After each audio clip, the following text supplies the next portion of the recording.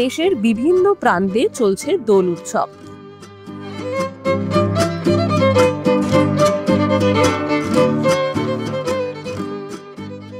আর দোল উপলক্ষে সেজে উঠেছে মথুরা, বৃন্দাবন।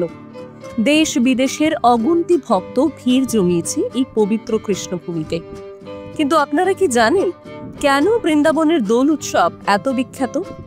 শ্রীকৃষ্ণের জন্মভূমি মথুরায় দোলে শুধু ভারত থেকে ভক্ত সমাগম ঘটে তাই নয়, বরং সারা বিশ্ব থেকে ভক্তরা আসেন। যেখানে সারা বিশ্বে রং দিয়ে দোল খেলা হয়, সেখানে মথুরায় রং ছাড়াও হোলি খেলা হয় ফুল দিয়ে। মথুরায় হোলির উদযাপন শুরু হয়ে যায় বসন্ত পঞ্চমীর দিন থেকে। লোকমুখে প্রচলিত শ্রীকৃষ্ণ এবং রাধা এখনো মথুরা বৃন্দাবনেই বাস করেন। সে কারণে মথুরা বৃন্দাবনের উৎসব এমনভাবে পালন করা হয় যেন স্বয়ং ভগবান এই উৎসবের অংশ।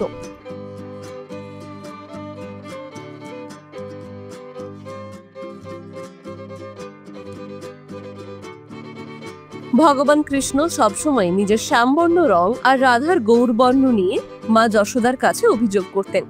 রাধারানীকে বিভিন্ন রং মাখিয়ে তার রং বদলের চেষ্টা করতেন শ্রীকৃষ্ণ।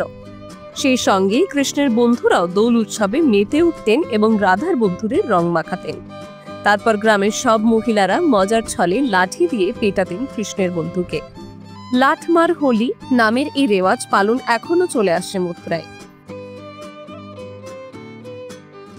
টাইমস নাও খবর।